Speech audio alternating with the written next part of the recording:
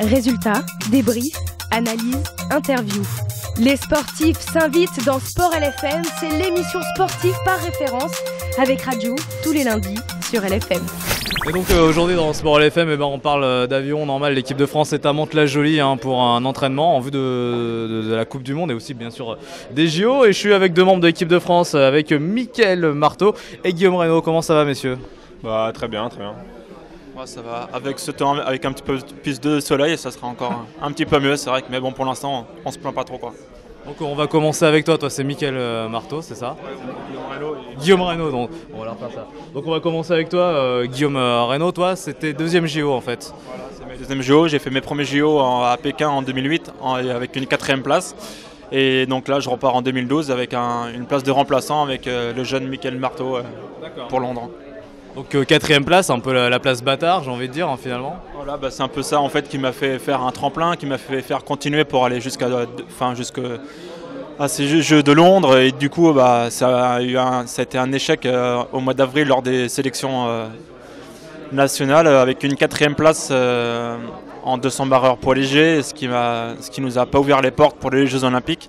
Donc ça sera une place de remplaçant, mais bon, la saison est pas prête de se terminer, donc je suis quand même content maintenant de pouvoir aller au jeu en tant que remplaçant avec Mickaël Marteau, qui est lui aussi originaire de Nantes, de mon club, et on est sur le même pôle, donc on devrait bien s'entendre, quoi.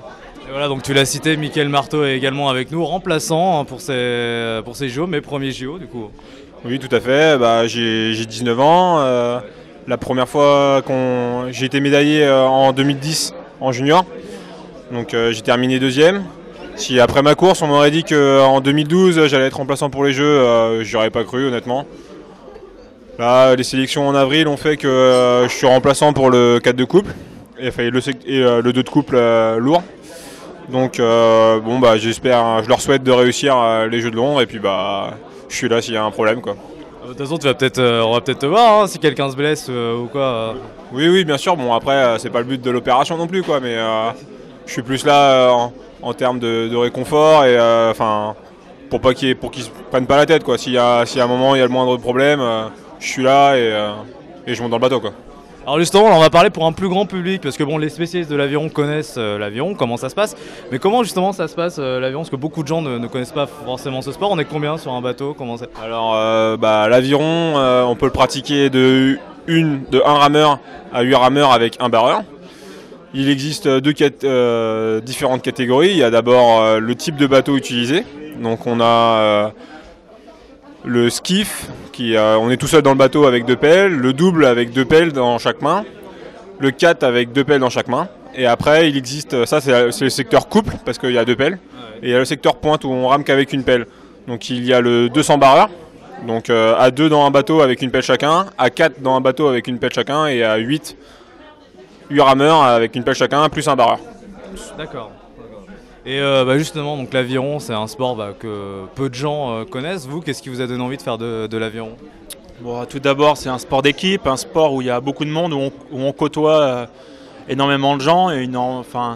C'est un cadre. C'est vrai que j'avais commencé l'aviron en été, donc super plan d'eau, le soleil, on s'amusait, on était entre potes, on partait en compète. C'était vraiment de l'amusement. Je me sentais encore plus chez moi quand j'allais faire ce sport, et c'était la relation avec tous mes potes. Ça crée vachement une bonne émulation, et c'est vrai que moi c'est ça qui m'avait beaucoup plu, quoi. Et toi, Mickaël, comment t'en es venu? Moi, grâce à mon collège, donc à Nantes, il y a une filière qui était dans mon collège qui nous proposait de faire de l'aviron dans un club. J'y ai adhéré puisque quand j'étais au collège, je cherchais mon sport. J'ai pratiqué du judo, j'ai pratiqué de la natation, du tir à l'arc, et je me suis arrêté sur l'aviron tout simplement, car les résultats étaient là sans trop forcer, et du coup au fur et à mesure je me suis entraîné et, jusqu'à arriver en équipe de France et être là aujourd'hui, quoi. En tout cas, félicitations à vous deux déjà d'être en équipe de France et de partir au JO. Je pense que énormément d'athlètes aimeraient être à votre place. Donc vous êtes dans l'aviron, ça reste un sport amateur. Aujourd'hui, qu'est-ce que vous faites dans la vie à côté de ça? Moi, je suis étudiant en première année en STAPS, donc voilà. Moi, je suis électricien dans ma ville, à la ville de Nantes, et ça fait de ça depuis 2009. Donc sinon, je travaille depuis presque 10 ans maintenant. Mais bon, c'est bon, j'ai assuré mon avenir professionnel en tant qu'électricien, quoi. Mais là, du coup, pendant 3 mois, tu vas pas pouvoir changer de. Si on a des problèmes d'électricité, c'est pas avec toi qu'on va. Non, c'est sûr qu'il ne faut pas trop compter sur moi, mais en fait, j'ai un aménagement sur l'année. J'ai une convention d'insertion professionnelle qui me libère 70% de mon temps. Donc, ce qui me permet en gros de travailler 3 jours par semaine. Donc, heureusement qu'il y a ça, parce que sans ça, je pense que j'aurais pas pu fournir un nombre d'heures d'entraînement par semaine aussi élevé que j'aurais pu le faire, quoi. Dernière question, vous savez qu'il y a un sport qui est vachement médiatisé en France, c'est le football, hein, forcément. L'aviron, on n'en parle pas tellement. Est-ce que, comment vous vivez ça en fait? Est-ce que vous aimeriez que l'aviron soit davantage médiatisé Parce que c'est vrai que l'aviron, on n'en parle finalement que tous les 4 ans, ce qui est dommage, parce qu'il y a des compétitions pendant 4 ans, on n'en parle malheureusement que pendant les JO. Je pense que oui, ça devrait être médiatisé plus souvent sur les étapes de Coupe du Monde comme on va faire ce week-end, ou même comme les championnats du monde, quoi. Après, de venir être médiatisé comme le football, je pense pas que ça peut être sain. Enfin, on a un sport qui reste quand même, il a certaines valeurs, il a certaines valeurs qui font que c'est un beau sport, quoi. Après, d'aller là jusqu'au foot, je suis pas trop pour, quoi. Pareil, c'est vrai que en effet, l'aviron se médiatise comme pas mal de sports un peu méconnus tous les 4 ans. Il y a des retombées médiatiques l'année après les Jeux Olympiques. Mais pour ma part et je pense pour la part de quelques autres, on fait pas de l'aviron pour se montrer à la télévision spécialement tous les jours. Moi personnellement, je fais ce sport parce que je l'aime et non pas parce que je veux passer à la télé tous les jours. Donc c'est vrai qu'après c'est plus à chacun, mais j'aimerais juste qu'on parle de l'aviron en général un peu plus régulièrement, quoi. Donc, voilà. Et ça sera le mot de la fin. Merci Mickaël Marteau, merci Guillaume Reynaud. Puis ramenez-nous une médaille, hein, tout ce qu'on peut vous souhaiter. Et puis bonne chance surtout. Hein. Et également là, je suis avec 2 rameurs de l'équipe de France, Mathieu Androdias, ou Androdia, je sais pas comment on dit ça. Exact, Androdias. Comment ça va Mathieu? Ça va impeccable, ici à Mantes, on termine un stage, on a vécu des conditions un petit peu particulières, mais on s'habitue, on risque d'avoir les mêmes sur le bassin olympique d'Eton, donc on est patient. Voilà, parce que vous allez à Londres, on rappelle, les JO c'est à Londres, pour ceux qui ne le sauraient toujours pas, même si c'est un truc qu'on sait forcément, les JO de Londres. Et aujourd'hui il pleut à Mantes-la-Jolie, donc forcément vous êtes adapté. Et puis il y a Benjamin également, Chabanais, qui est en place là. Oui, exactement. Donc là, on prépare dans un premier temps la dernière étape de Coupe du Monde à Munich, qui sera une phase terminale de la préparation avant les Jeux Olympiques de Londres. Voilà. Et justement, on va en parler des Jeux Olympiques de Londres. Vous êtes coéquipiers, je crois. Déjà, un truc important, c'est vos premiers JO. Donc beaucoup d'émotions, je pense. On est les deux plus jeunes du bateau. Donc on est à nous deux, c'est nos premiers Jeux Olympiques. Et pour nos 2 coéquipiers, il y en a un qui a déjà été champion olympique et l'autre médaillé de bronze aux Jeux Olympiques. Donc on est vraiment on apporte un peu de fraîcheur, on est les 2 plus jeunes. Ouais. Et vous avez quel âge du coup? Tu dis que vous êtes les plus jeunes? Moi j'ai 22 ans. Et moi 23. Ouais, parce que tout à l'heure en conférence de presse, on disait que la moyenne d'âge était 28 ans. Donc vous êtes bien en dessous vous, de la moyenne d'âge du coup. Vous êtes les gamins de la bande en fait. Ouais, c'est un peu ça. Notre bateau justement est bien au-dessus de la moyenne d'âge de l'équipe de France et l'autre est à 28 ans à peu près, donc c'est bien ça. Ouais.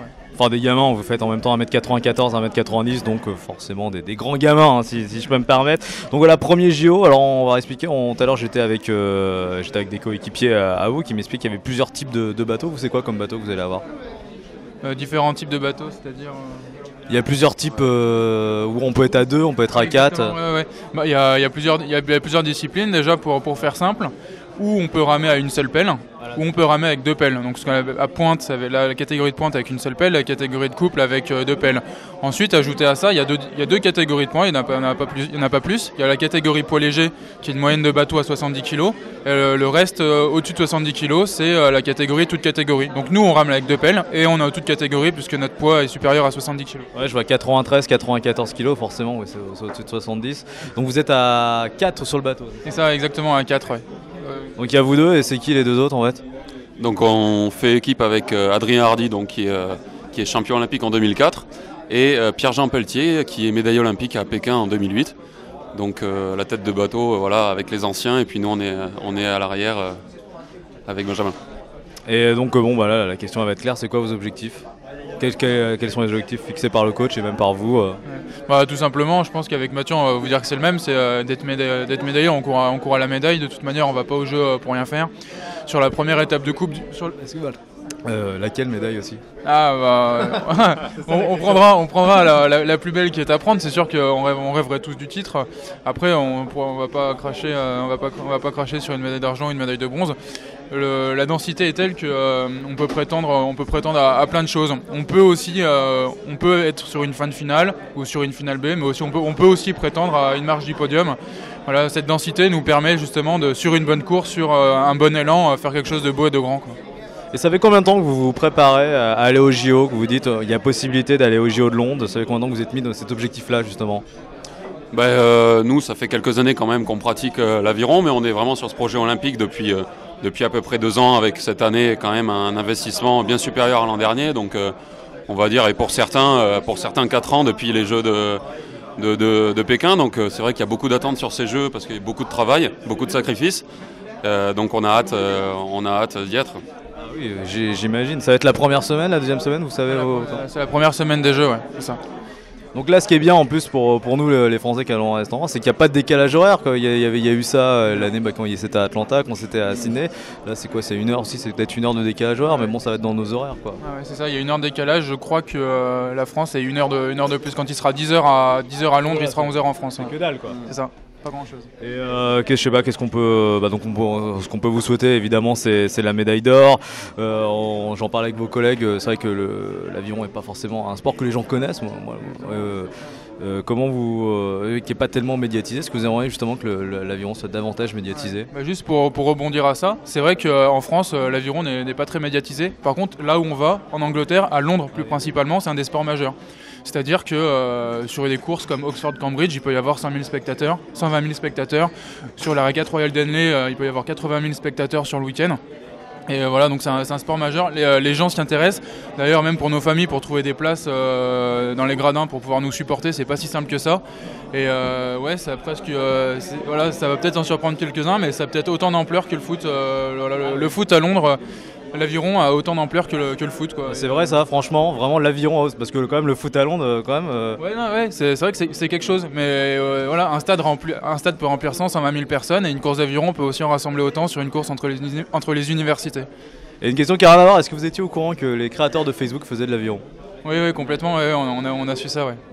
D'ailleurs, le procès vient de là, vous savez que donc il y a eu un procès, on en parlait rapidement, Mark Zuckerberg avait créé ce concept avec des frères jumeaux qui faisaient de l'aviron, trop pris par l'aviron, du coup il a pris tous les droits pour lui, et le procès est dû à ça finalement.